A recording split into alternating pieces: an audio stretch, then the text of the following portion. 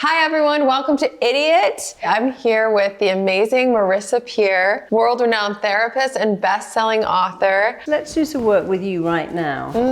When you get hypnotized, it's the easiest thing. Look up again as high as you can. Okay. Roll up your eyes. Keep your eyeballs up. Breathe in, breathe out. Every time you blink, deep, powerful, transformational hypnosis is coming upon you. Breathe in again. The more you blink, the faster you're going into this powerful healing hypnosis. One more time. Breathe in. Keep your eyeballs up. And at the same time as you exhale, close the lids down. Keep your eyeballs up. Close your eyelids down. Forget all about your eyes. Drop your chin. Imagine you are looking down 10 steps. And as I count backwards, you're going to see your feet, hear your feet, feel your feet treading each step. You're looking down 10 steps. You're moving on to step 10. As each muscle, every nerve turns loose, lets loose, and you go deeper. You're taking step 9 and 8, going deeper into an awareness of yourself. You're taking step 7 and 6, going deeper, Laura. Even the sound of your heartbeat is taking you deeper. Even the sound of your breathing is taking you deeper, deeper, so deep, way deep. You're taking step 5 and 4 as you gently, calmly, easily go deeper into an awareness of yourself. You're taking step 3, 2, 1, just go deeper, deeper, deeper, deeper. I'm going to show you how incredibly suggestible. In fact, you're going to show me. I want you to imagine, Laura, your eyelids are glued shut, sealed shut, locked together. So much so the harder you try to open your eyes, the more they are sealed tight. Try to open your eyes, find they're locked shut. Try to open your eyes, find they are glued together. Try again to open your eyes and find they're fused together, locked together, sealed together. Forget all about your eyes. Stretch your arms out like so. Lock your elbows. I'm going to tell you that you have 2 powerful magnets here.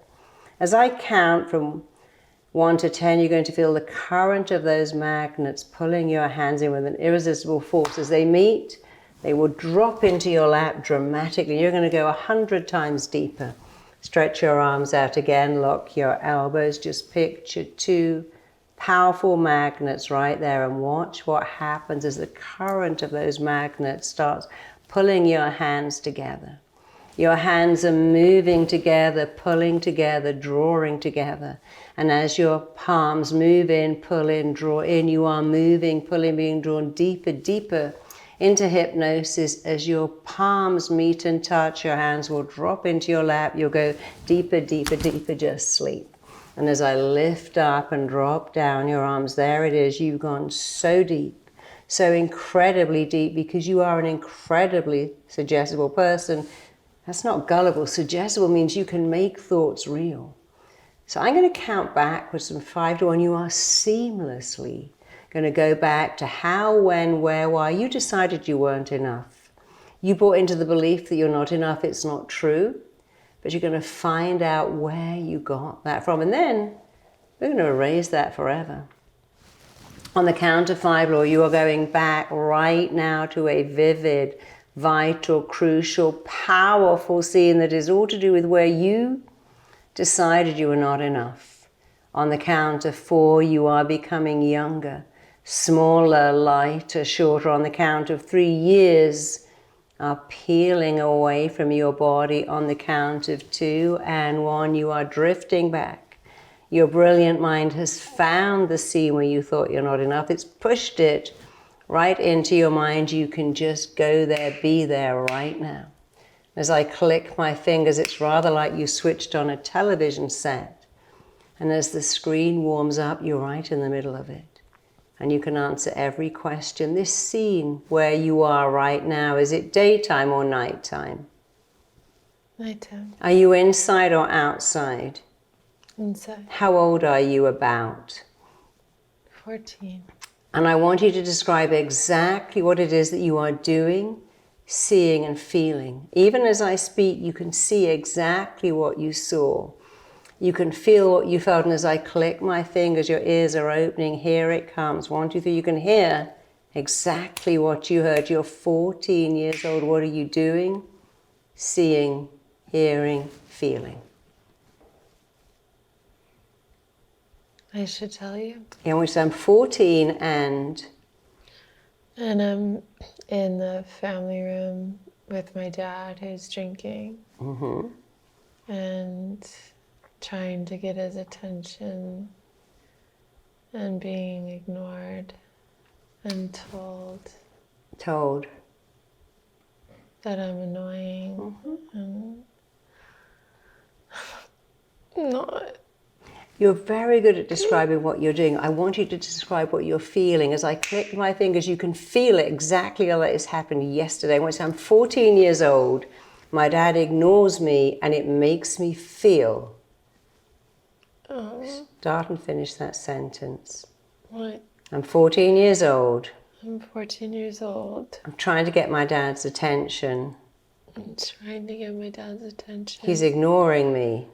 He's ignoring me. And that makes me feel. And that makes me feel not enough and sad and like there's something wrong with me.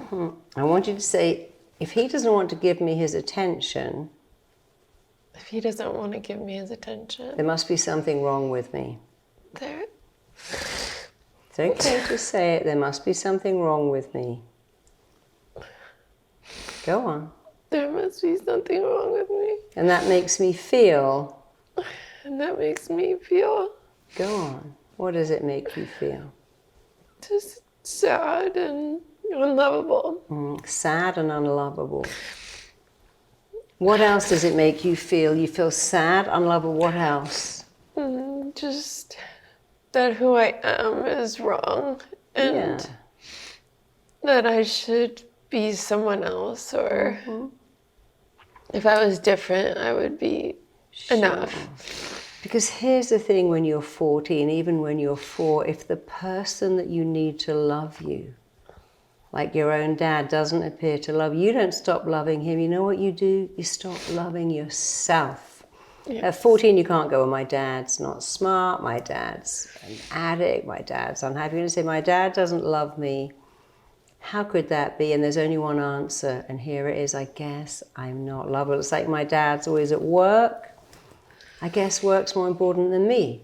My dad's always angry. I guess I'm not enough to make him happy. At 14, you have no choice but to go, I'm not enough for him because I'm not enough. Stay in that scene for a minute. Look over it. Look around you. Look, what else is going on in that scene? He just tells me I'm annoying and makes fun of me. How does he make fun of you? Tell me. What does he do? Just like, it's stupid. He makes you believe that you're stupid. Yeah, or just he would like make fun of my insecurities sometimes. Yeah. Like really. my feet. I didn't like my feet, so he would make fun of them a lot. Okay. Things like that. Just, I don't know So your why. dad- I don't know why. You do know why. Your dad was not very mature. You know, we have this belief that we're born to grown-up parents. We're not. Our parents actually are growing up right alongside us, but that isn't helpful when we need them to guide us. I want you to say, looking at this now, I can see that my dad is immature because... Looking at this now... Looking at this now, I can see that my dad is immature because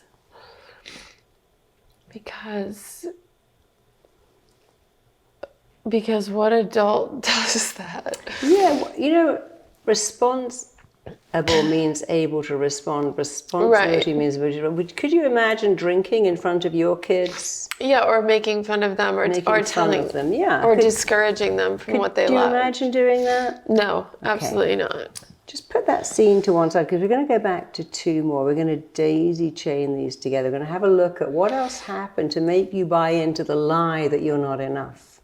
We already have one scene, but I want a couple more to just put this all together. So right now, your brilliant genius mind's already found an even more powerful scene. Right now, you are becoming younger, smaller, lighter, shorter, drifting back to a vivid, vital, crucial, powerful scene that is all to do with how you learned that you're not enough. You're becoming younger, smaller, lighter, shorter, drifting right back, right now. Just be there. This scene, Laura, where you are now, is it daytime or nighttime? Daytime. Are you inside or outside? Inside. On your own, or are you with anybody? In a classroom. How old are you about? 12. I want you to describe exactly what it is that you are doing, seeing, feeling, and experiencing. When I say I'm 12 years old and I'm feeling... I'm 12 years old and I'm feeling insecure. Because? Because I don't understand what the teacher is saying. And I'm just feeling stupid and like there's something wrong with me. What is it the teacher's saying that you don't understand? What is the teacher doing or not doing that you don't understand? What is it that's going on that's making you feel stupid and there's something wrong with you? Because she asked me a question and I didn't know the answer. It was, I believe, math. I can't remember which, was it algebra or something? And I didn't know the answer. So you're 12 years old in this scene? Yeah. Okay. And you know, math's probably not your thing. It wasn't my thing. No. But I want you to look at this scene as a 12-year-old, but also as a grown-up woman. What is going on with that girl that's allowing her to believe she's stupid? You said it wasn't the teacher's fault, it was your fault, but maybe the teacher could have said, you know, maths isn't everyone's thing. Tell me what else is going on in this scene. Do you think you're the only kid in the whole class that isn't good at math? No, I guess I just felt that way. But that moment that popped up, I feel like there were just so many of those in school where I wasn't interested in what they were saying, and I was just couldn't seem to focus. Yeah, but you see, looking at it now with a different filter, creative people, you know, artists and designers and musicians, writers, they don't love maths or science because it's a left brain or a right brain thing. Yes. Just the same way that scientists will say, oh, I couldn't draw a picture to save my life. I couldn't write a poem, or I couldn't write a play, but I can do science. It just wasn't your thing. You're supposed to be good at one thing. In life, you're supposed to find out what your one gift is and be amazing at it. And that's all you have to be good at. I was really good at theater and writing plays. Yeah. But schools don't say, hey, you're good at theater. They say, why can't you be good at math? What's wrong with you? Why don't you understand science? Why can't you get Latin? Yes. Because they try to make you good at everything. When you become good at everything, you're a jack of all trades and a master of none. Actually, you're here to find out what your gift is and become amazing at it. And that's it. You know, if you went to a great restaurant, they'd say, hey, we've got a pastry chef, we got a meat chef, we got a salad chef. We've got one chef that does everything. And even schools say, well, this is the English teacher, this is the math teacher, this is the science. Even they know that we don't have one teacher that teaches us everything, and yet that's what they make you feel. So that little kid thinks that there's something wrong with her when really she just wasn't meant to be a genius at maths. And if you were, you wouldn't have this great podcast now. You'd be teaching maths somewhere. Let's go back to one more scene. We're going back now to the most powerful, the most profound scene of all. It is all to do with how, where, why you learn to lie. I'm not enough. So one more time, you are becoming younger, smaller, lighter, shorter, years, months, weeks, days are peeling away from your body as you drift right back right now to a vivid, vital, crucial, powerful scene. It is all to do with how you ever bought into a belief that you're not enough. You're becoming younger, smaller, lighter. Just be there. And there it is. That picture is filling up your mind. This scene where you are now. Is it daytime or nighttime? Nighttime. Are you inside or outside? Inside. How old are you about, roughly? You'll find you immediately know. How old are you? 16. And I want you to describe what it is that you're doing, seeing, feeling. What are you experiencing? You're 16 years old. I was sexually assaulted. And you don't have to talk about that because this is on camera. You can if you want to, but you can also, in your mind, look at all of this and only tell me if you feel comfortable. So I want you to look at that girl of 16 who's being sexually assaulted and tell me, not so much what's happening, what that is doing to you. How are you interpreting that? Tell me about that. I want you to say, when I was sexually assaulted at 16. When I was sexually assaulted at 16. It made me feel. It made me feel terrified. Of Men. Because I felt I couldn't protect myself from them. And did you know the person that did this to you? Yes, but slightly. So it was someone known to you but not really familiar? Yes. Okay. Do you want to talk about that? You don't have to because you're on camera, but if you want to, you can tell me more about it. Just that I was lied to and taken advantage of, and it made me not want to trust men, I guess, because he lied to me, and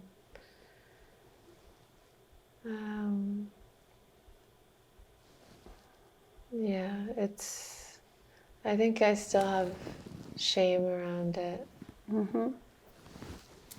And if you did nothing more today, nothing more than get rid of the shame, the blame, that too would change your life. Did you tell anybody what happened?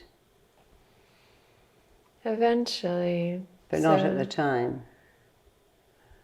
Yeah, not at the time. Because I was intoxicated and very intoxicated, and he convinced me to sleep with him, and the room was pitch black, and I was really scared and felt very pressured, and he kind of wouldn't accept no, and then I begged him to put a condom on, so he went to the drawer, and it was pitch black, and rustled around in the drawer, and then came back and did it, and I just was like kind of scared and frozen a bit, and then maybe 6 weeks later, my breasts started getting bigger, and I started getting sick. I realized that I was maybe pregnant, and that he didn't ever really get the condom that he said he got. And so I got an abortion, and I hid it from my mom and everyone. So I don't know. No, you do know. You had to go through that all alone. Yeah. And the shame of what happened, and the shame of getting pregnant as well. Yes. And the shame of having a termination. But none of this was your fault. You were lied to. And 16 is just a child. 16 isn't even an adult. The person that did this, how old were they? 20. Okay, so we're going to look at these. We're going to do something else, but I am going to get rid of this shame and blame and guilt. I want you to imagine in your left hand you're holding 3 DVDs. The last one is this girl of just 16, and somebody of 20, way older than you, got you drunk, got you intoxicated, lied to you, took advantage of you. You didn't do that with him. He did that to you. You didn't participate. but they took advantage of you, got you drunk, got you pregnant, and you felt tremendous shame, blame, and guilt. In the other scene, the middle scene, you're 12 years old, you don't like math, you understand, you think there's something wrong with you and you're stupid, but really the truth is you just don't like math. A lot of people don't. And in the first scene, you're 14, you're trying to get your dad's attention, he's drinking, and he laughs at you, makes fun of you, makes you feel stupid for even wanting his attention, and you believe there's something wrong with you. And I want you to imagine, Laura, if you look at these three scenes, 14, dad won't give you attention, laughs at you. 12, there's something wrong with you because you can't understand math. 16, you get abused, taken advantage of. I mean, but this is really rape, because you're 16, you're drunk, you're not able enough to say yes to that. So this is rape. You didn't do that with others, they did it to you. But if you had to find one thing that connected these, a word, a phrase, what is something that's accommodated on each of those scenes when you're 12, 14, and 16? If you had to pick a word and say, well, there's something going on in each scene, there's something familiar, what would the word be?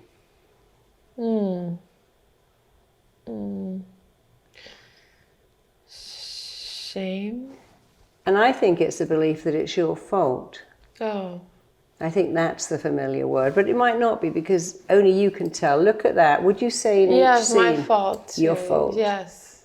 Yeah. Okay, so we're going to change that. It was not your fault that your father was an immature drinker, immature man who drank. That wasn't your fault. It wasn't your fault. You didn't have a brain that loves maths. If the whole world loved maths, we wouldn't have artists or designers or poets or chefs. We wouldn't know. We're all doing maths here. You're supposed to not be good at something, so someone else can make that their forte. And you can find your own. There's nothing wrong with you except that you don't have a brain that likes math. I've never liked math. I never will. I don't particularly like gardening either, but luckily other people do. I don't even love cooking. My husband's got that gene. I'm very lucky. There was nothing wrong with you at 14, but everything was wrong with your dad, who got drunk in front of you and laughed at you. There's nothing wrong with you at 12. You were never meant to be a math person. And at 16, there was everything wrong with that man who raped you and made you feel it was your fault. So I want you to look at those scenes. I want you to imagine in this hand you're holding a picture of you today. Here's the three scenes in your left hand when you were 12, 14, and 16. Here is you today. Beautiful, smart, talented, lovable, funny, kind, great love, and yet you don't think you're enough. You still think there's something wrong with you. You're not worthy of it. Your mind is saying, Laura, these three scenes and others like them are without a shadow of a doubt the reason why you have this stuff going on today where you don't feel good enough. If you were asking your Google, hey Google, what in my past made me not feel good enough, it would have come up with those three scenes. So I want you to imagine it's like you've got ticker tape running between your hands and it's printing out how these scenes left you today feeling not good enough. And I can tell you because it's my job, but you're so smart, so innately tuned into this. You tell me, how did those three scenes make you feel not enough? And why is that still present in your life today? Tell me. How did they make me feel not enough? Good. Yeah. How did those three scenes and others like them combine to leave you a beautiful woman believing that you're not enough? Because if I was enough, then my dad would have given me attention and loved who I was. Mm-hmm. That was the idea. Sure, of course. And if I was smart, I would have been able to understand like the other kids. Mm-hmm. Go on. If I wasn't such a fuck up, I wouldn't have put myself in the situation, or maybe so desperate for love that I was willing to put myself in a dangerous situation. Yeah. You were looking for the love of a man because your father didn't give it to you, but that didn't make what that man did okay. So I want you to look over and around and through these scenes, because what you've described is what you believe, but it isn't true. Here's the truth. At 14, you had every right to have a father love you and show up for you. You didn't have that, and there was nothing wrong with you, but there was everything wrong with him.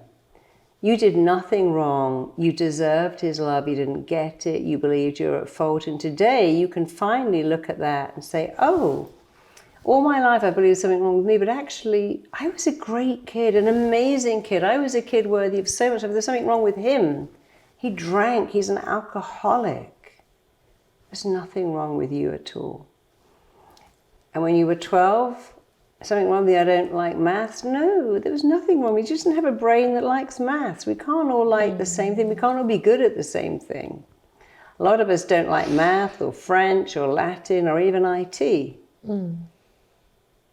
And that's normal. And in the last scene, yes, of course you wanted your father to love you. And you tried to find someone else to love you, but that doesn't mean you deserved anything of what happened.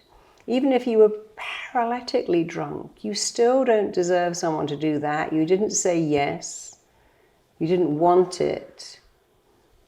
And so you're a kid with low self-esteem, looking for it outside of yourself. But today, everything changes. I want you to go back to that first scene, and I want you to say, I am not that girl of 14 anymore. I am not that girl of 14 anymore. I always deserved my dad to love me. I always deserved my dad to love me. I was always worthy of his attention. I was always worthy of his attention. Just for being myself. Just for being myself. And today I deserve attention and love. And today I deserve attention and love. For being me. For being me. Just for being me. Just for being me. I don't have to work for it. I don't have to work for it. Or chase it. Or chase it. Or earn it. Or earn it. It's all available to me. It's all available to me. And it always will be. And it always will be. Because I'm not 14. Because I'm not 14. That will never be me ever again. That will never be me ever again. I'll never feel like that ever again. I'll never feel like that ever again. Because.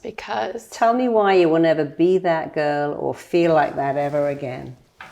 Because I'm not my past. I'm not what happened to me. I'm making the decision to believe and know that I'm inherently perfect and good and enough exactly as I am. Exactly as I am. I want to say I'm already a way better parent than my father was to me. And I'm already a way better parent than my father was to me. And I want to say it will never again for the rest of my long, gorgeous, love-filled life. Repeat that. Will never again for the rest of my long, gorgeous, love-filled life. I will never again for the rest of my long, gorgeous, love-filled life. Be relevant. Be relevant. Or appropriate. Or appropriate. Or even interesting. Or even interesting. To think or feel the way I thought or felt when I was 14. To think or feel the way I felt when I was 14. I want you to go back to the scene when you were 12, and I want you to go, I didn't like maths. I don't like math. I'm glad I don't like maths. I'm glad I don't like math. Because if I did, I'd be an accountant today. Because if I did, I'd be an accountant today. And that's not for me. That's really not for me. That's not for me. That's not for me. Doesn't have my name on it. It doesn't have my name on it. There was nothing wrong with me at 12. There was nothing wrong with me at 12. Except maths didn't light my fire. Except maths didn't light my fire. They lit someone else's fire. They lit someone else's fire. They weren't for me. It wasn't for me. And I will never again feel there's something wrong with me. And I will never again feel there's something wrong with me. Because? Finish that sentence. I don't like math. Yeah. Also, I love the fact I don't like math. I actually love the fact that I don't like math. I'm thrilled that I don't like math. I'm thrilled that I don't like math. I can pay someone else to do my accounts. I can pay someone else to do my accounts. That little girl who felt stupid is not me. That little girl who felt stupid is not me. And can't be me. And can't be me. Ever again. Ever again. For the rest of my long, successful life. For the rest of my long, successful life. Because.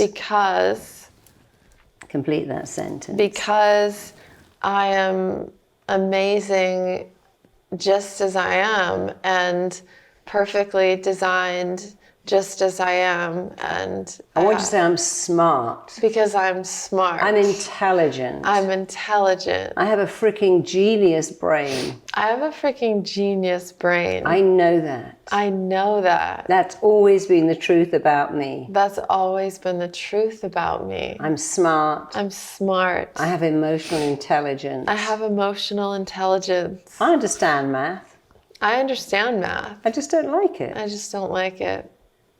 And that's a good thing. And that's a good thing. Because I'm a creative person. Because I'm a creative person. And I'm here to create. And I'm here to create. And I'm creating content. And I'm creating content. And I'm helping people all over the world. And I'm helping people all over the world. And I feel so good about myself. And I feel so good about myself. And I know I'm enough. And I know I'm enough. I couldn't be more enough. I couldn't be more enough. I've always been enough. I've always been enough. And I will always be enough. And I will always be enough. And now that I know it. And now that I know it. The whole world knows it too. The whole world knows it too. Because that's the truth about me. Because that's the truth about me. Let's go back to that last scene. I want you to say, I'm not that girl.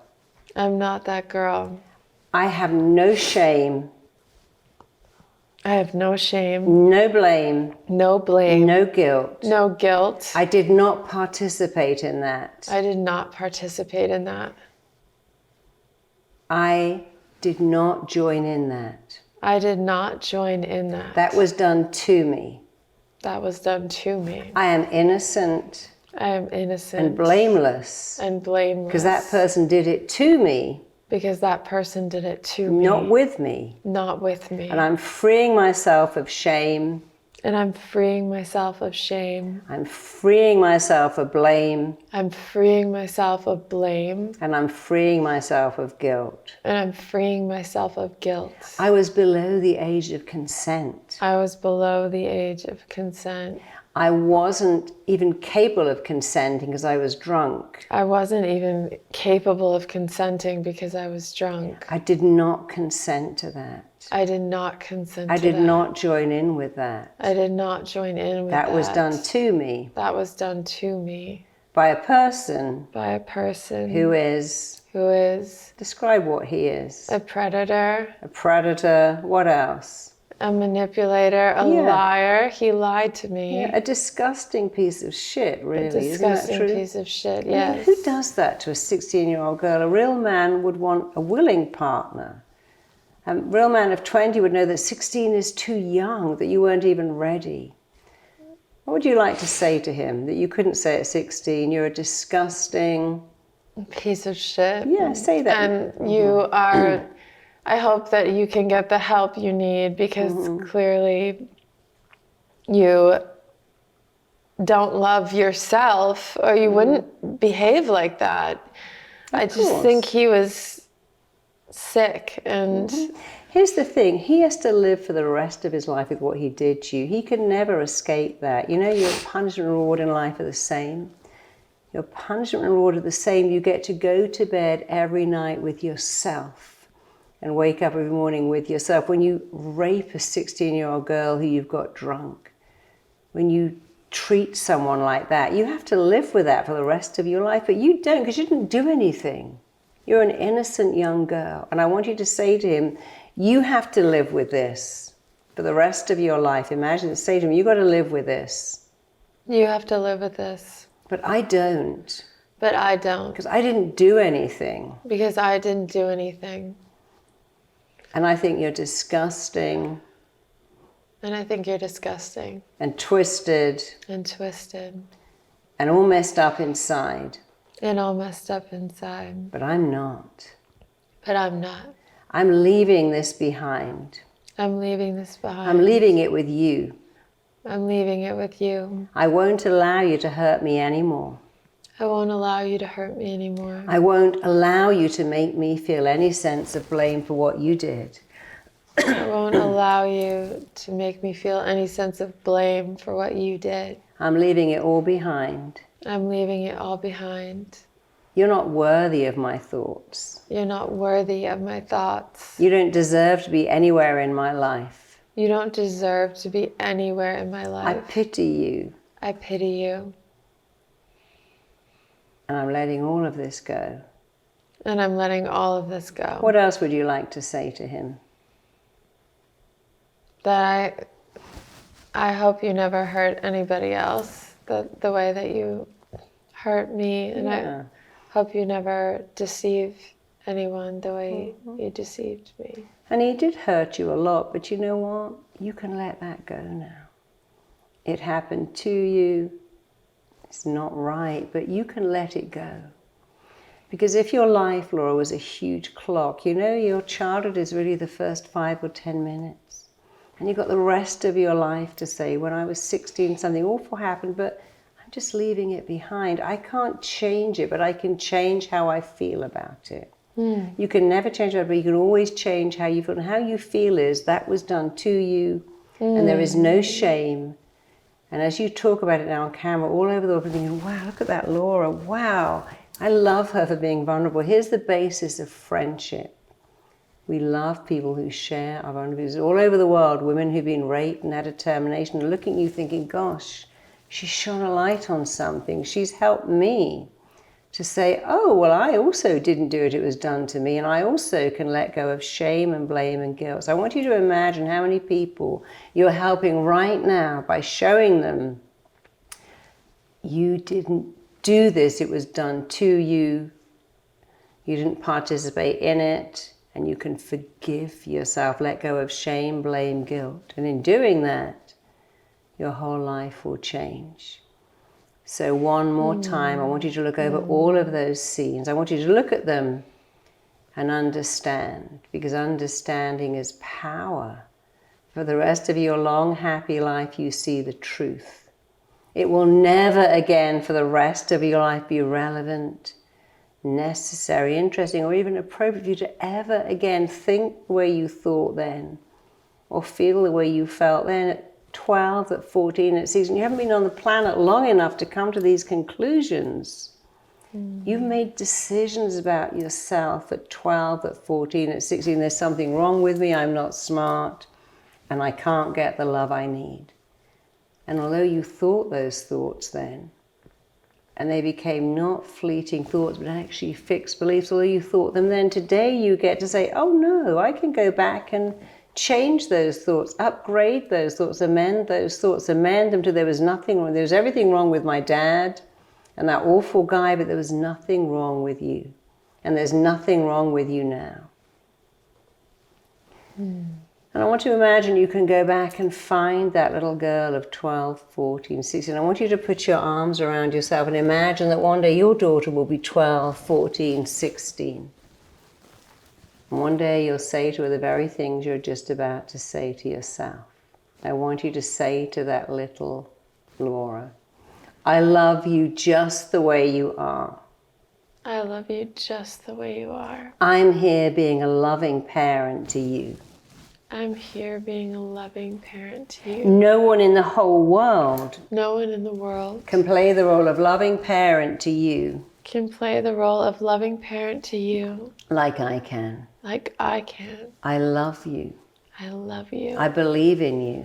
I believe in you. I think you're amazing. I think you're amazing. I think you're smart I think you're smart and talented and talented and wonderful. and wonderful. You're a loving person You're a loving person with a big, beautiful heart. with a big, beautiful heart. I'm glad you don't like math, I'm glad you don't like math, because there are so many things that are better for you. because there are so many things that are better for you. And here you are, Laura, helping people all over the world. And here you are, Laura, helping people all over the world. And that's because you don't like math. And that's because you don't like math. In not liking math, you opened a different door. In not liking math, you opened a different door. If you were becoming a loving parent to that teenage Laura right now, what would you say to her? That, Laura, you're enough exactly as you are. And there's so many different types of intelligence, and you are so smart and so creative and have such a big heart, and you're loving and you're a good person, and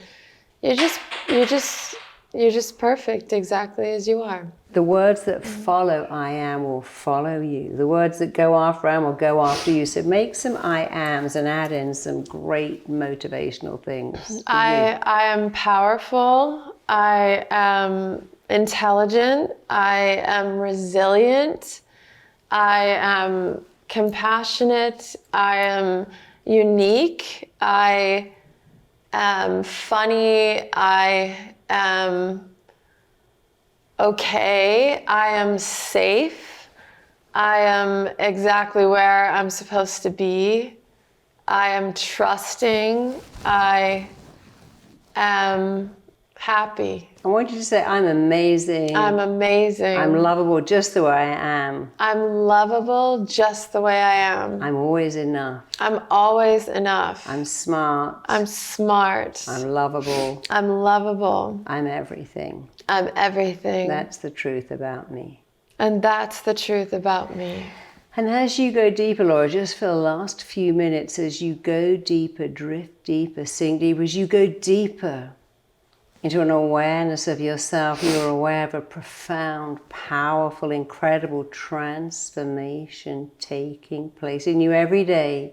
You are moving on from one phenomenal accomplishment to another. Every day you're moving on from one achievement to another. Every day you're aware that you are amazing, you're where you're meant to be, that the past has shaped you, but you are now shaping the present and the future. You're able to let the past go and to feel excited, thrilled, elated about the present and the future. You are strong, you are smart, you are lovable. Every day you accept yourself as a lovable person. Every day you easily give and accept love. Every day, Laura, you are filled, nourished by the love, the great love that surrounds you. And you fill and nourish others with your love because you are worthy of love, deserving of love. You are deeply lovable, just the way you are, and you always will be. And every day you forgive yourself for every mistake you made right now, and always you forgive yourself. You forgive yourself for making mistakes. You forgive yourself for getting stuff wrong. You forgive yourself, and right now you are powerfully letting go of shame, letting go of blame, letting go of guilt. It is washing off you, washing out of you. It's already gone. It is out of your life. It is in the past. It's behind you. It's something you had that cannot, will not, does not interest you or affect you ever again. You are letting go of blame. Shame is just fading away. It's melting off you like snow in hot sun. It's leaving you behind. It's like the exhaust of the car that you drive. It's all behind you now. You can't go back and get it, even if you want it, because it's behind you. You are freeing yourself of shame, blame, guilt. You are leaving it behind, letting it go. Forgiving yourself for making mistakes and understanding that every mistake you made was a lesson that enhanced your education, enhanced who you are, enhanced where you're going. You're allowed to make many, many, many mistakes, but you are not allowed to hurt yourself by not forgiving yourself. You are allowed to make a mistake, and you're also allowed to forgive yourself for making mistakes. A person who never made a mistake never made anything. And right now you're forgiving yourself entirely, powerfully, completely, permanently, all pervasively. You're forgiving yourself because you're a good person with a beautiful heart. And the past can never affect you again. It's already gone. You put it all into perspective. You forgive yourself. The shame, the blame, the guilt is gone. And that in itself, just letting go of shame, blame, and guilt, is changing your whole life. And now you walk through life with your head held high. You walk through life feeling a tremendous sense of being confident, competent, lovable. Every day you grow in self-esteem. Every day your sense of self-worth, self-value, and self-image is growing. You don't need to outsource any of this. You are growing your self-esteem, growing your sense of self-worth, growing your sense of self-image, and noticing the whole world joins you as you elevate and increase who you are, why you're here, how lovable you are, how amazing you are, what a great job you're doing in the world as a parent, as a friend, as a partner, as a podcaster who helps people also grow their self-esteem and their self-worth and their self-confidence and their self-image. Every day you're moving on from one achievement to another. Every day you feel amazing. Every day you remind yourself that you are lovable, you matter, you're significant, you're worthy, because that is the truth about you. So knowing it, feeling it, believing it, knowing that you're worthy of attention, worthy of deep, respectful love, worthy of recognizing how incredibly smart you are. You always remember the lemon. If you can think of a lemon and make it real, you can think of anything. Like how enough you are, how lovable you are, how worthy you are, how significant you are. And make it real. And every day you find the career you have now gives you meaning and purpose, significance, connection. It helps you grow, contribute, and make a difference. And every day you have a sense of meaning, purpose, connection, significance, certainty, diversity, growing, contributing and making a difference, and it's exactly where you're meant to be. And the universe that puts you here is supporting you in everything you do, especially in being amazing, knowing you're phenomenal, knowing you're lovable, resonating at such a deep level.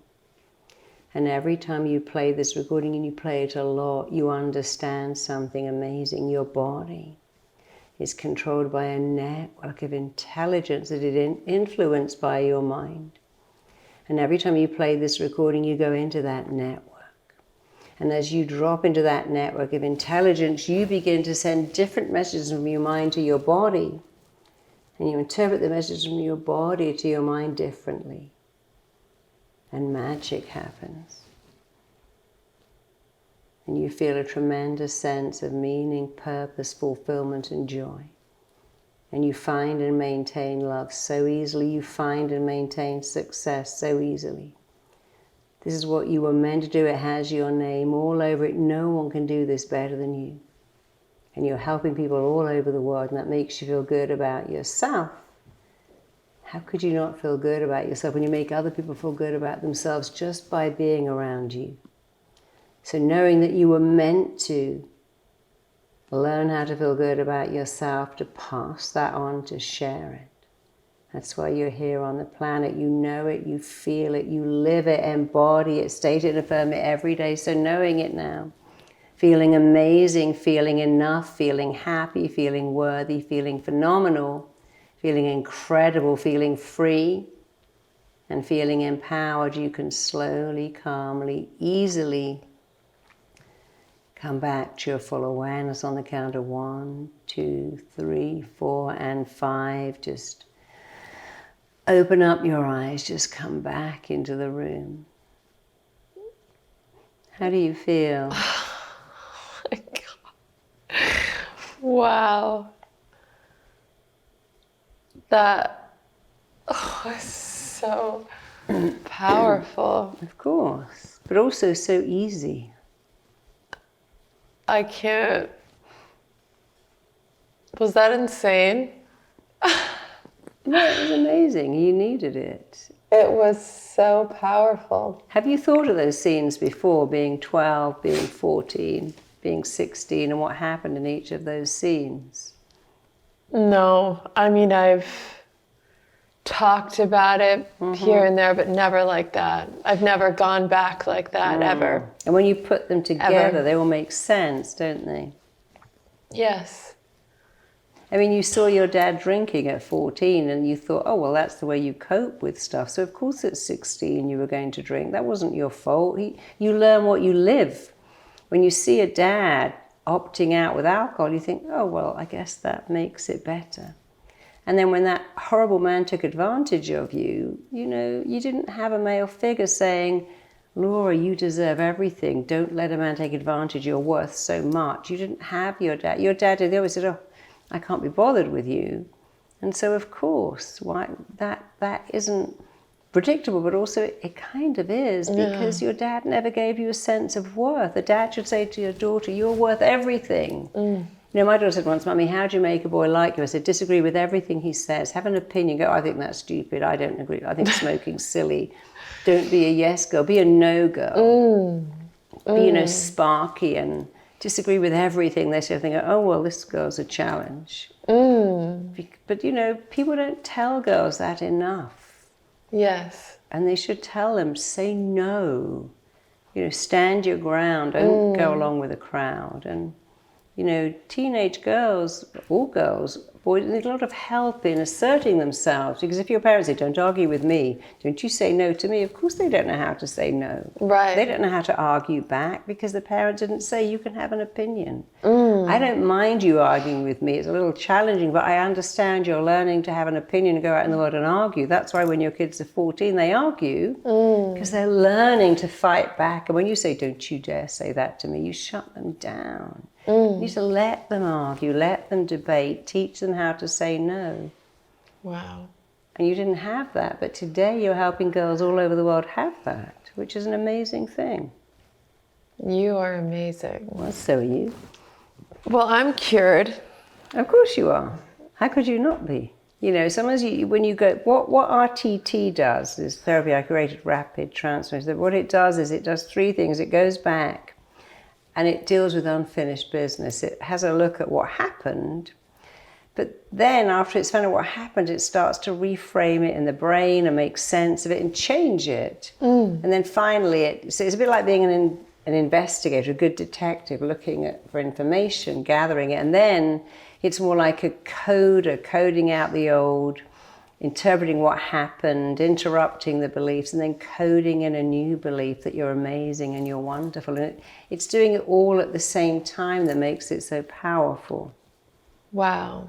And this is a therapy that you created. Yeah, I created it. Yeah. So you've been doing therapy for 35 years. 38, I think now, my entire life. And then when did you create this? You know, actually my clients would say to me, you know that one thing you did that changed life? You know that one thing you said? So I started to collate with the feedback they would give me. Oh my God, that one thing was life-changing. And then I gradually, over time, created this therapy that my clients told me was powerful and permanent and all pervasive. And I've done it because I started to teach it in 2015. I began to teach other people. So people would say, hey, who do you know? I'm in Alabama, can you help me?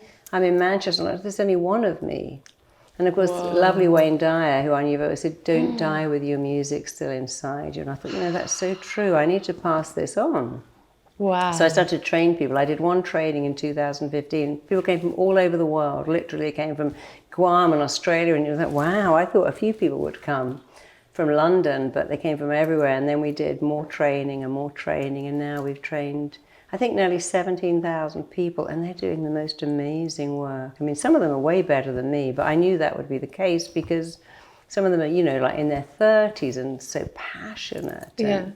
We've got to be working in hospitals and prisons. We've put this into about 2,000 schools, and it's doing amazingly well. In schools? Yeah, we've got an RTT for children.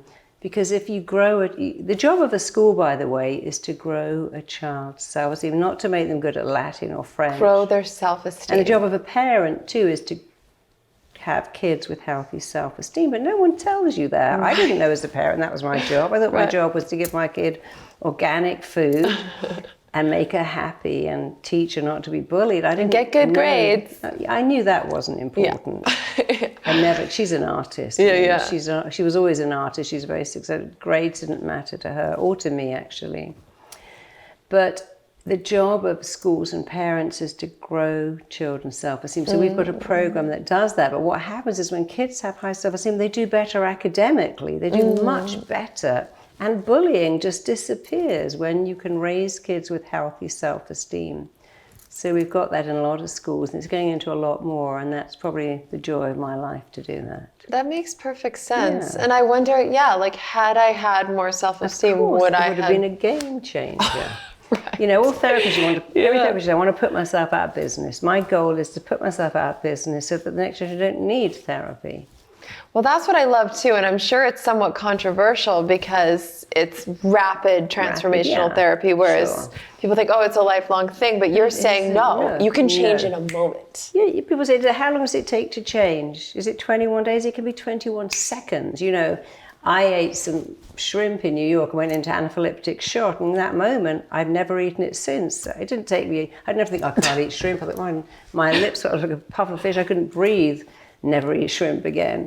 Whoa. Things happen. You know, my friend said I got some chickens for the eggs, and I now can't eat chicken because these are little people. They've got personalities. I could never eat a chicken again.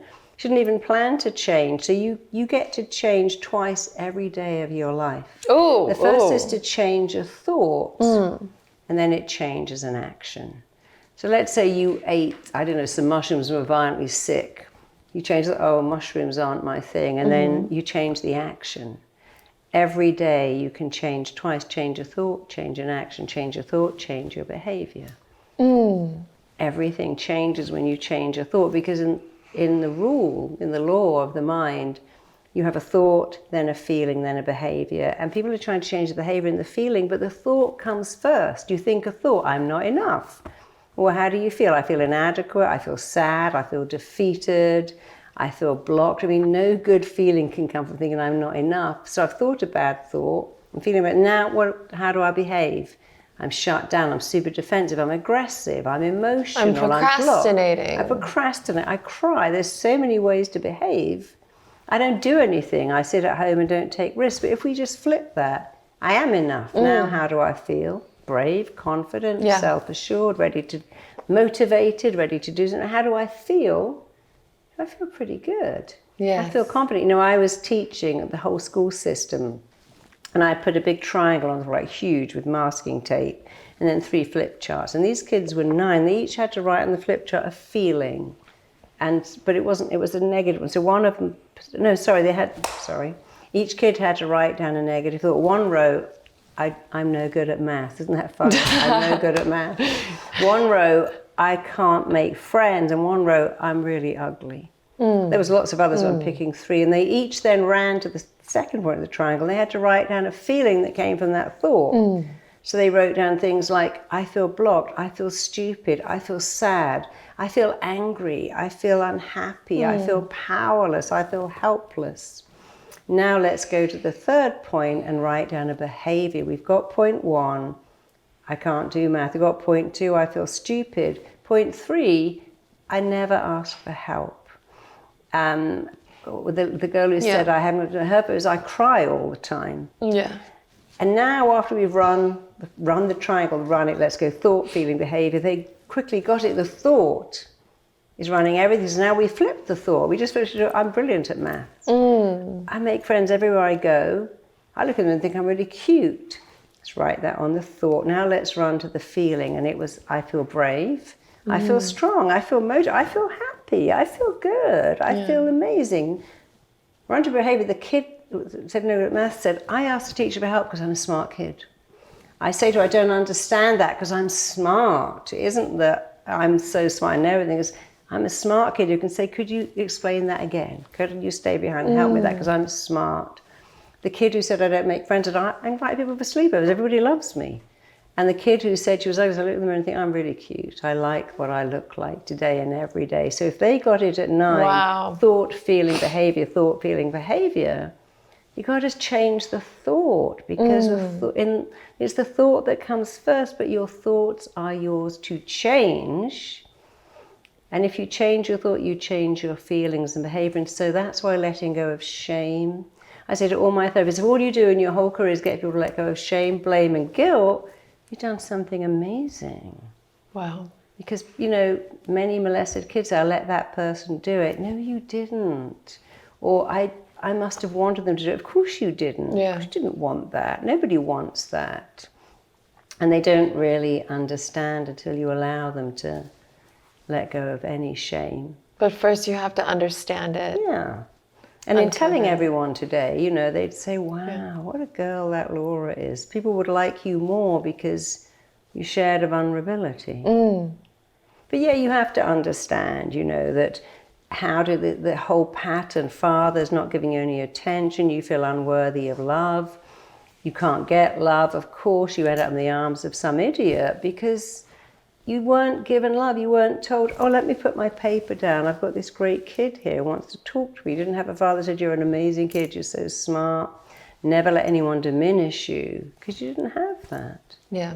And that wasn't your fault, and it will never be your fault. It's funny, thank you for saying that. And I do believe that. I got it from my mom, which, like, very grateful for.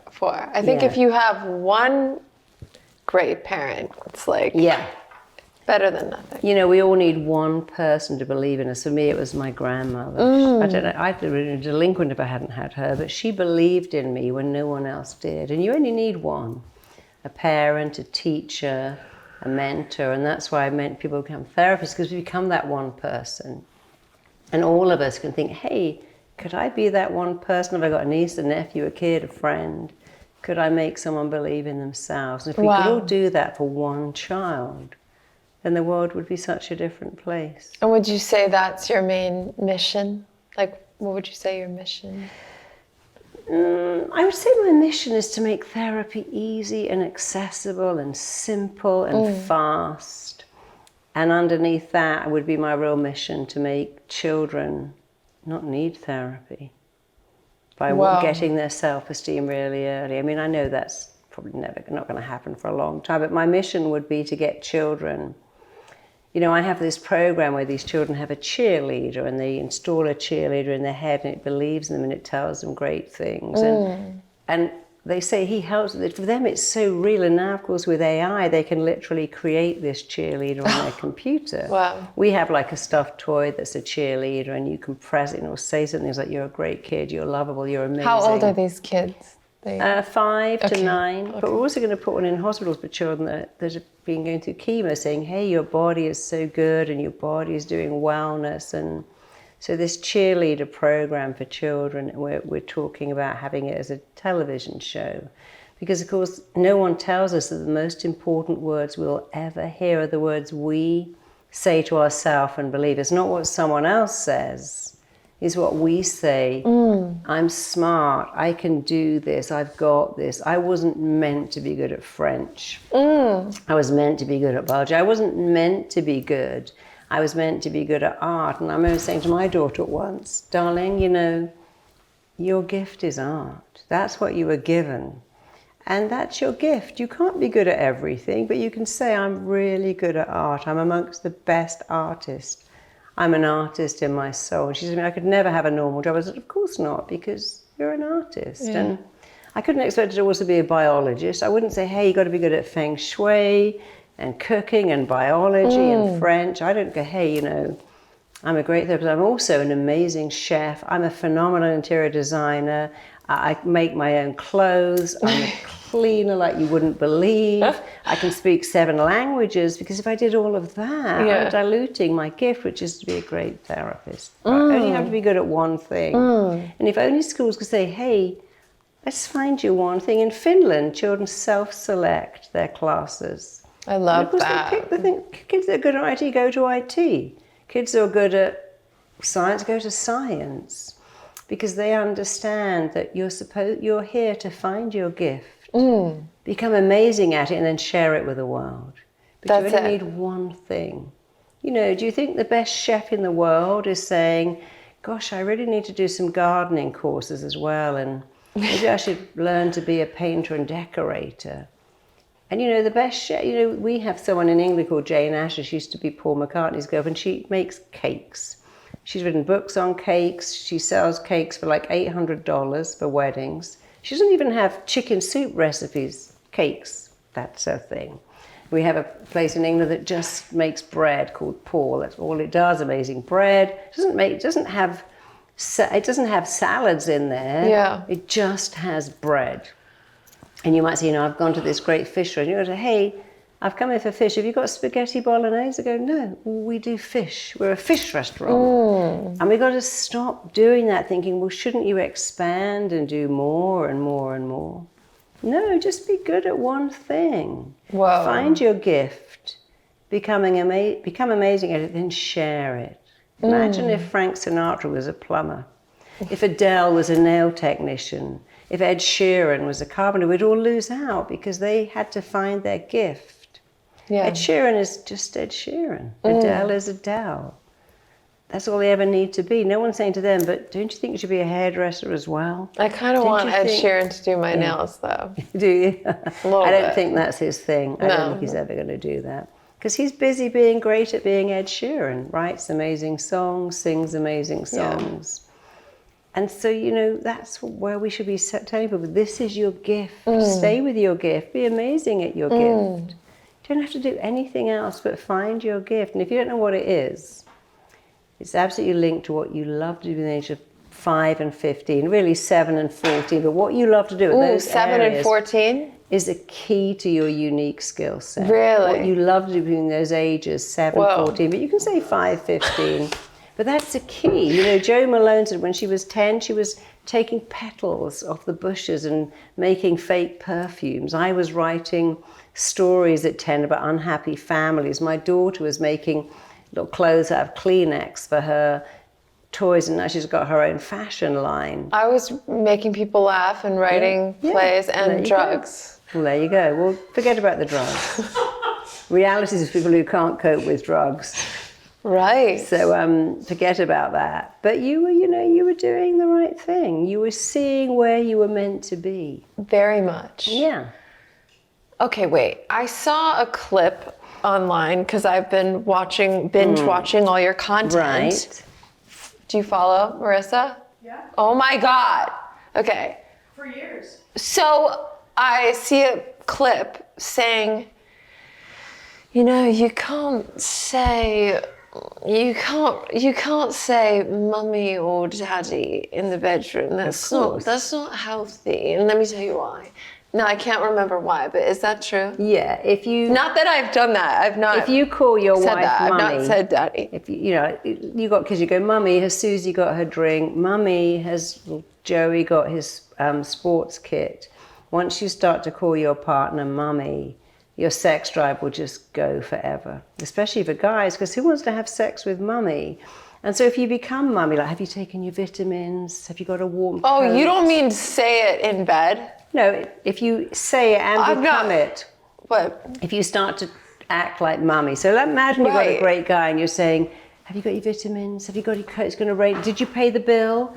Or critical, I knew you wouldn't pay the bill. I knew you wouldn't call the plumber. I knew you wouldn't get the car serviced. Or kind mummy, have you had any vegetables today? Once you become mummy, it's very hard to have sex. Men can't have sex with mummy. And for women, I know we go daddy and big daddy and hey daddy, but it's the same thing. When a man becomes daddy, when you have to go, can I have some money? Got it. Can I go out? They can't have sex with you anymore because nature doesn't want you to have sex with mummy or daddy. No, they do not. No. I mean, women, you know, you could, if you were in, I don't know, a war zone and you had to pick this old guy because he would look after you, you could do it to protect your kids. But men really can't do that. They can't have sex with mummy. It just feels so weird. Yeah. Why are there such big age gaps in relationships? What's your theory on that? Well, a lot of women are looking for daddy, you know, looking for every guy they get into bed with, they're looking for daddy, you know, and so then if a woman has had a very unhappy relationship or no father, she's looking for a father figure, and a father figure can't be her age. So you'll find a lot of women like older men because they're a daddy. Some of us fall in love with a lifestyle, not a person, and so an older person can provide it. You can find younger guys that like older women too, for all kinds of reasons. But often there's something else going on there underneath, and you got to deal with that. Right. Sorry, I just wanted to clear that up. The mommy daddy thing. Mommy daddy, yeah. That makes a lot of sense. Yeah, you know, it all seems lovely to be mummy and daddy until you realize that everything in the bedroom has just disappeared completely because you become mummy and daddy. Wow. So then you got married how many years ago? 14 years ago. Okay, and where you met at your kids' school? I did, yeah. And then when did you know? Well, I didn't know. I was actually in Zimbabwe because I helped fund an orphanage there, and I came back and it was so weird. I was staying in the honeymoon suite in this place in Zimbabwe, and everyone was saying to me, "Oh, that's so sad." I'm like, "Oh, do you know, I'm so happy. If this is as good as it gets for the rest of my life, I'm fine." I loved the honeymoon suite. It was the second one I've been in a month. I was speaking at an event, and they put me in the honeymoon suite because it was a massive upgrade. And then I went to Zimbabwe in another honeymoon suite. And I'm thinking, you know, I'm okay. I'm okay. I'm really happy. And I came in, I met my husband the day after I landed in the UK. We were married in 10 months. And I think a lot of that was saying, I'm okay. But when I met him, I already knew him. I knew he was a great guy because our kids went to the same school. Wow. So we got married and we're happier than ever. And what are the things you were telling me the most important qualities to look for when you're looking for a partner? If you're looking for love, Yeah. you want someone who's kind. You know, generosity kindness is so underrated. Kind, for me, funny, intelligent, generous, having a generous heart. So I would say the things that make a marriage last forever are kind, funny, this is intelligent, interesting, captivating to talk to. All of that stuff is important, but to have a great relationship, you've got to have three things. You've got to have sexual chemistry. I mean, that's so important. We say, oh, I love my, we never have sex. Well, that's not your husband. You've become roommates, so you need sexual chemistry. Gotta bang consistently. Yeah, well, quite a lot. I mean, there are times when you're pregnant or sick and that's not going to happen, but that's okay. Sometimes you can get super horny when you're pregnant. Yes. Yeah, but what about if you've missed that? Man, I saw that. So sexual chemistry, best friend chemistry. And that isn't, oh, let's go to the nail bar together, let's go shopping together. It's if I was on a desert island, I'd be with you.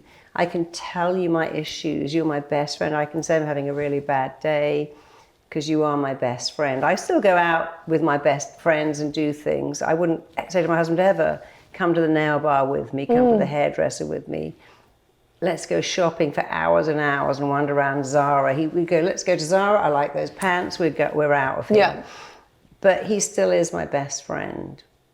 So sexual best friend chemistry and respect and admiration. That's so important, to respect that person, to not roll your eyes when they tell a joke and go, oh God, here we go again, or to laugh at them and say, oh God, your mother, what a nightmare.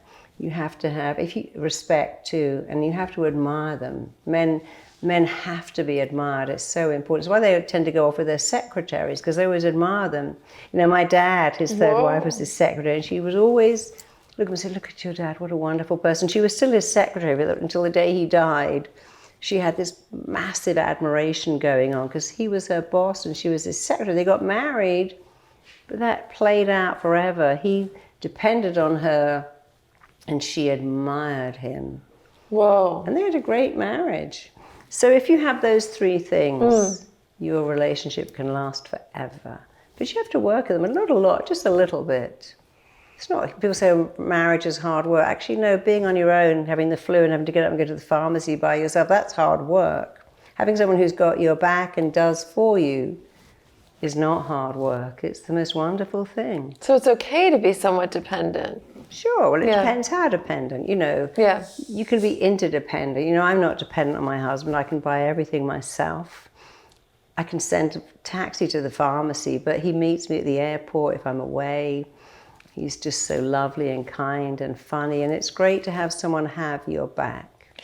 Wow. When my husband says, I deal with the contractors, you never have to speak to them, that's foreplay for me. When he says, I'll deal with that, you didn't have to speak to a builder ever again for the rest of the day. Oh my God, that is like, that's incredible. That's like foreplay. When he says, I'll do that, you didn't have to talk to those people. I'll do it. I love that. Because you believe that type of person was out there. You believed you deserved that. You know what? It was actually no, because I used to like wild and crazy men. And one day I remember thinking, you know, I understood human psychology and understood very well that we like what's familiar. And of course, I was a head teacher, a principal's daughter who never got my father's attention. My father was paid to care about other people's kids. They were fascinating, interesting, but we were just the kids at home that didn't jump when he walked in a room. And so I realized that what was familiar to me was working for love, chasing love, working really hard. And one day I thought, you know what? Here's a fact. The mind wants what is familiar.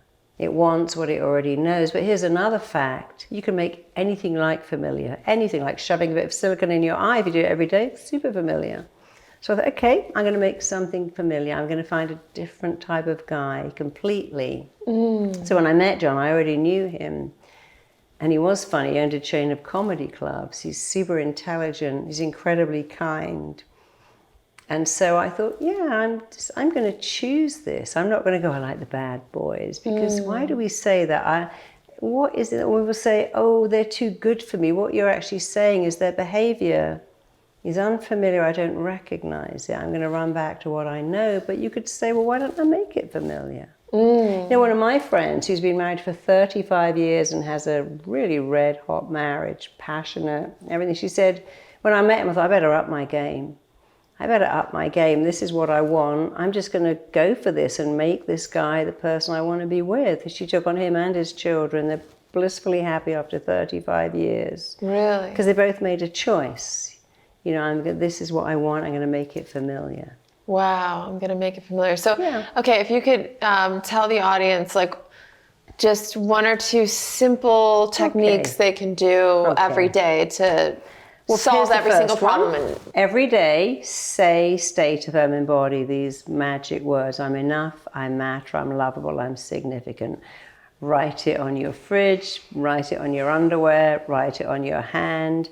Make it your screensaver, make it your password. You have to type that out every day to get into your computer. I matter, I'm significant, I'm lovable, I'm enough. You can add a few more things. I matter, I'm significant, I'm lovable, I'm enough. I'm amazing, I'm kind, I'm generous, I'm smart, whatever you want. And then if you want to make something familiar, make it this, make it self-praise. There is nothing that will grow your self-esteem like self-praise. We talked earlier about how important self-esteem is. If I said, hey, I hold you in the highest esteem, that's what I think of you. But self-esteem is what I think of me. And so this is how you grow self-esteem. You begin to praise yourself. You say, wow, today I was on fire. Today I was a freaking genius. The words that came out of my mouth. Today I was an amazing mom, an amazing partner. Today I did something good. Or just go, I like myself. I'm a good person. Nothing in the world will grow your self-esteem like praise. Nothing will wither it, by the way, like criticism. I'm an idiot. I'm stupid. I made a mistake. Oh yeah, I did make a mistake. And that's increased my education. Yeah, I did something silly today, but I'm a smart person. I did a silly thing rather than I'm so dumb. So, and there's a couple of other things that really help you. One is to say, I'm choosing this and choosing to love it. So you could say, I'm choosing to take sugar out of my tea, choosing to love it, choosing to work all weekend on my business, choosing to love it, choosing. Oh, I love that. I'm choosing this thing and I'm choosing to love it. Say, oh, I've got to take the sugar out of my coffee and now I don't like it. I've got to work all weekend on my website. I'm missing out. I don't want to. So you got to say, I'm choosing to do this and choosing to do the plank every morning and choosing to love it. My body doesn't love it, but my stomach certainly does. Choosing to write. Yeah, I'm choosing to write. I do that. I'm choosing to write a book. I'm choosing to find it engrossing and compelling. It's like being in love. I'm just so engrossed in it because you're signaling to your mind. You can go, oh God, this is so boring. You think, you know what? I need to sort out my sock drawer now because you've told your mind, I don't want to do it. Wow. And you say, I'm choosing to write my book, to work on my business, to be patient with my kids. I'm choosing to listen, choosing to just breathe and choosing to love it. The mind understands that direction. I love Another thing that. to say is, I want this. I want this so much. And if you start, I was having dinner with someone in London last month who's written a best-selling, which said, oh my God, tomorrow I've got to go on television. I went, listen, this is someone's fantasy dream come true. So when you start going, oh my God, I've got to go on the freeway and go there, and you go, I've got to get up at 5 o'clock with my kid. You go, is this someone in the world go, that's my fantasy. I'd love that problem. If your problem is someone else's fantasy dream come true. My husband has a unique gift. He can get one tea bag and get it on 10 surfaces in 30 seconds. Like, how do you do that? I have a cup of tea, I go to the bin, I take it, I put it in there. He puts it everywhere. But someone said, I'd love a husband. I wouldn't care if they left their pants on the floor, tea bag on the counter. I wouldn't care. Yeah. Because having a husband who leaves tea bags everywhere is someone's fantasy. Wow. Having a kid that smears peanut butter on your fridge, you go, I've just spent all my money on IVF. I'd love that. Wow. So just say that. Would someone in the world go, this is my fantasy dream come true? And what would you have given 10 years ago for this problem? Your kid keeps you up at night. There's something wrong with a house that you managed to buy. Yeah. You're complaining about the freeway when you've got a car, money for gas, and a job to go to. So what would you have given for that problem 20 years ago? And would this problem be somebody else's fantasy? Yeah, someone said to me the other day, you know, what's it like to be older? Like, well, it's a lot of people who die. It's their fantasy, isn't it? My best friend in the world died last year. She got I'm so sorry. I know, it was terrible. And so that would be her fantasy. When we moan about, I'm getting old, you know, not everyone has that privilege. When we complain about our kids, not everyone has that privilege.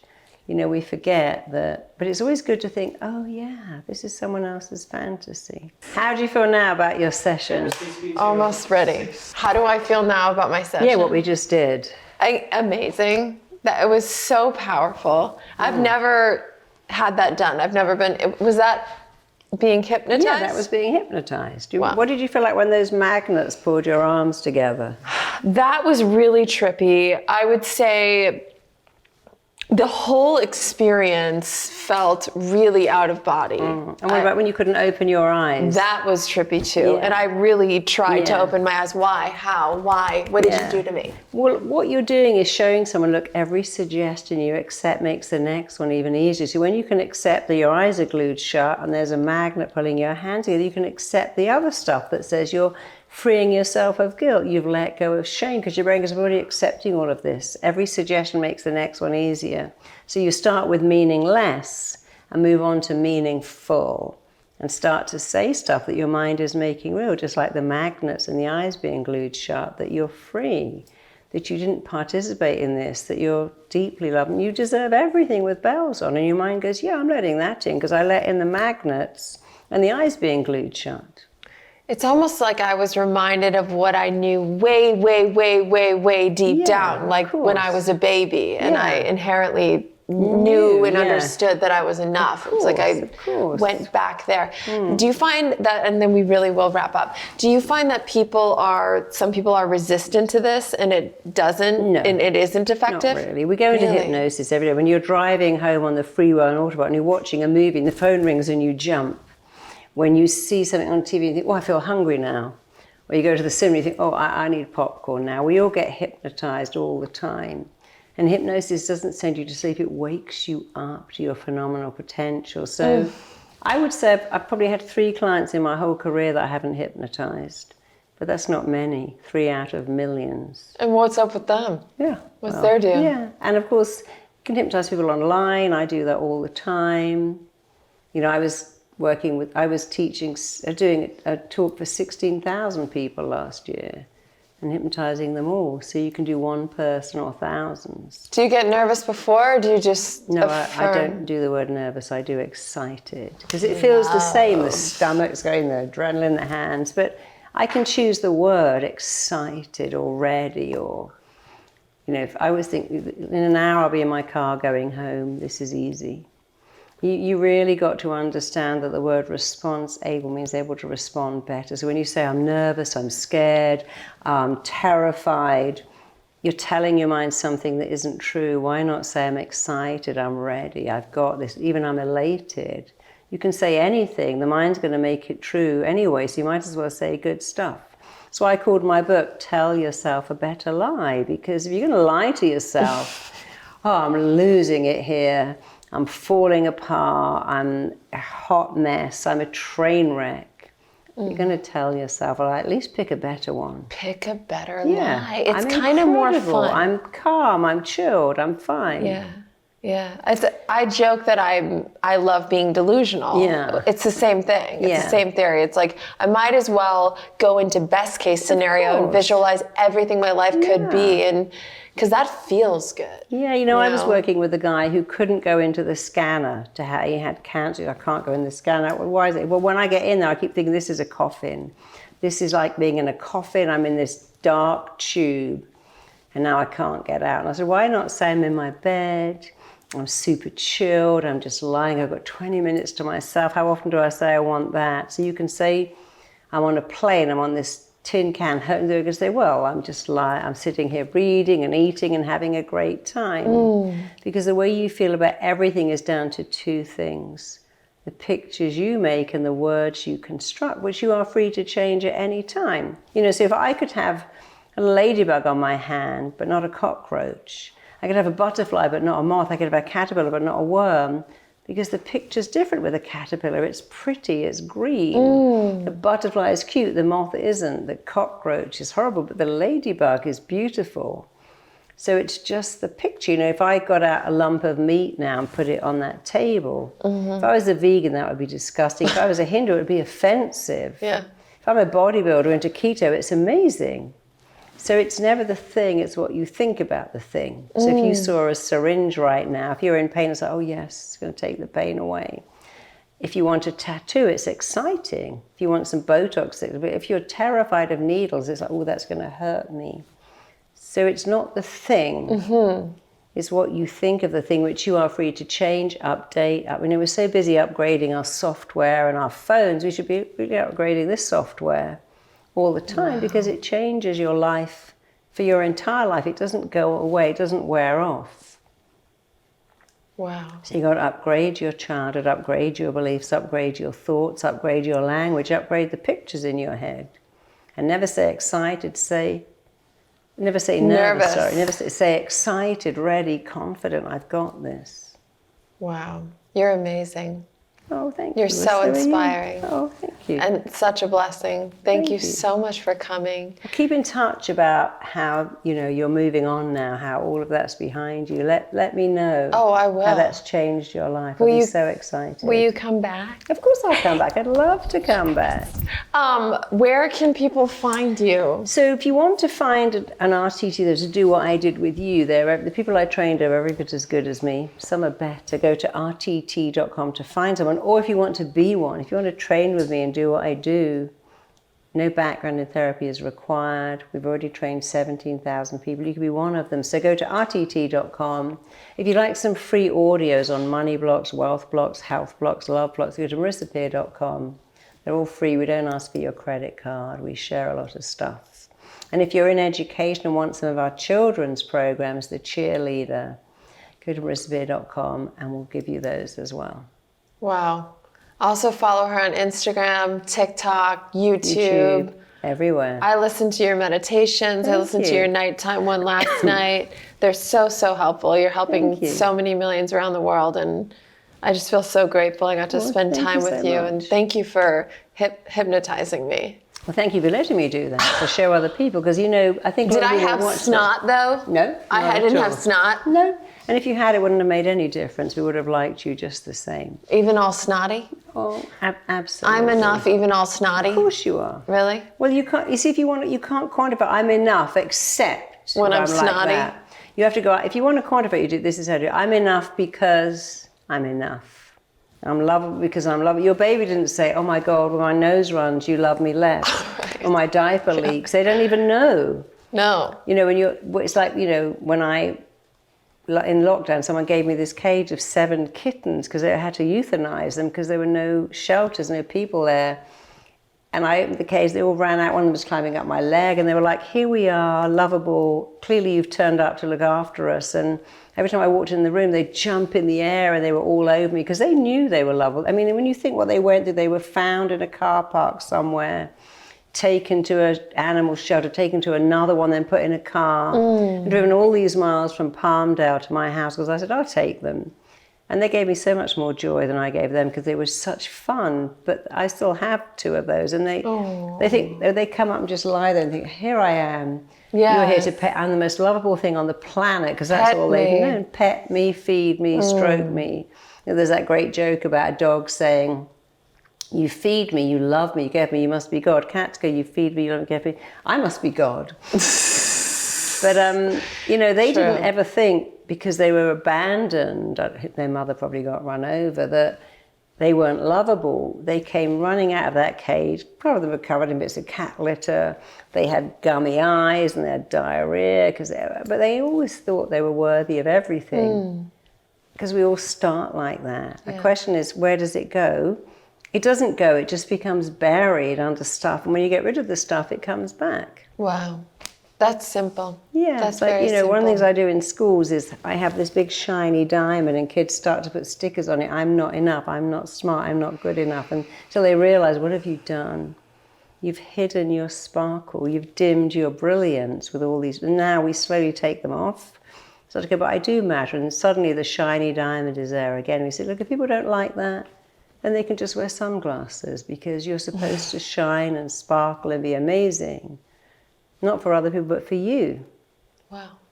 Anyway, thank you for having me on, and thank you so much for being generous enough to show everyone we can all change like that. Like that. Like that. Like that. In the Bible it says, be transformed in the blinking of your eye. It also says you can be transformed by renewing your thoughts. You don't have to be religious to believe that, but it says you can be transformed by the renewing of your thoughts, by the blinking of your eye, by the renewing of your thoughts. Wow. And your thought can be changed in an instant. In an instant, yeah. It doesn't take long. So empowering. Yeah. Yay! Woo! Thank you so much. You're amazing. Thank you, darling. Thank you so much. Thank you. You're incredible.